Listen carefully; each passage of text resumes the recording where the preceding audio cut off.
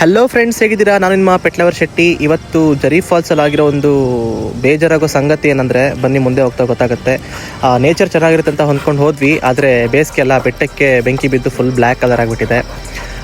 ಹೋಗ್ತಾ ಒಂದು bread omelette ಮತ್ತು ಒಂದು ಎಗ್ ಮ್ಯಾಗಿನ ತಿಂದ್ವಿ. ನೇಚರ್ ನೋಡ್ಕೊಂಡು ತಿನ್ನೋದು ಮಜನೇ ಬೇರೆ. ಚಳಿಗೂ ಟೇಸ್ಟಿಗೂ ಖಾರ ಇದ್ದಕ್ಕೂ ತುಂಬ ಚೆನ್ನಾಗಿತ್ತು. 20 ಕಿಲೋಮೀಟರ್ಸ್ ಹೋಗಿದ ತಕ್ಷಣವೇ ಜರಿ ಫಾಲ್ಸಿಂದ ಒಂದು ಸ್ಟ್ಯಾಂಡ್ ಸಿಗುತ್ತೆ. ಅಲ್ಲಿ ಜೀಪ್ಗಳನ್ನ ನಿಲ್ಲಿಸಿರ್ತಾರೆ. ಪರ್ ಹೆಡ್ 200 ರುಪೀಸ್ ಚಾರ್ಜ್ ಮಾಡ್ತಾರೆ. ಪ್ರೈವೇಟ್ ವೆಹಿಕಲ್ಗಳನ್ನ ಬಿಡೋದಿಲ್ಲ. ಮಾತ್ರ ಜೀಪ್ ಮಾತ್ರ ಬೆಂಕಿಯಾಗಿ ಓಡಿಸ್ತಾರೆ. ಆ ಥರ ಕರುಗಳಲ್ಲೂ ಸಾಕಷ್ಟು ಸ್ಪೀಡಾಗಿ ಹೊಡಿತಾರೆ, ಬಟ್ ಸೇಫ್ಟಿಯಾಗಿ ಕರ್ಕೊಂಡೋಗಿ ಬರ್ತಾರೆ. 2-3 ಕಿಲೋಮೀಟರ್ ಒಳಗಡೆ ಹೋದರೆ, ಎಕ್ಸ್ಟೇಟ್ ಒಳಗಡೆ, ಅಲ್ಲಿ ಇನ್ನೊಂದು ಸ್ಟ್ಯಾಂಡ್ ಸಿಗುತ್ತೆ. ಅಲ್ಲಿ ನಿಲ್ಲಿಸ್ಬಿಟ್ಟು ಅಲ್ಲಿಂದ ಒಂದು 100 ಮೀಟರ್ಸ್ ಹೋದರೆ ನಮ್ಗೆ ಜರಿ ಫಾಲ್ಸ್ ಸಿಗುತ್ತೆ. ನೋಡಿ, ಇದೇ ಸ್ಟ್ಯಾಂಡು. ಇಲ್ಲಿ ನಮ್ಮನ್ನ ಇಳಿಸ್ತಾರೆ.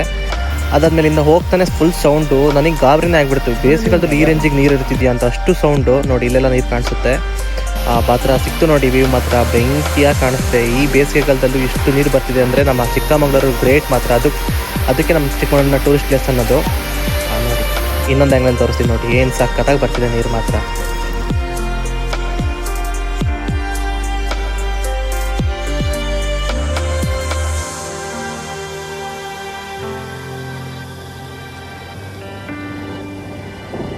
ಹಂಗೆ ನೋಡ್ಕೊಂಡು ನಾನೊಂದು ಫೋಟೋ ತೊಗೊಂಡು ಒಂದು ಒಳ್ಳೆ ಪೋಸ್ ಕೊಟ್ಕೊಂಡು ಒಂದು ಒಳ್ಳೆ ವೀಡಿಯೋ ಮಾಡ್ಕೊಂಡು.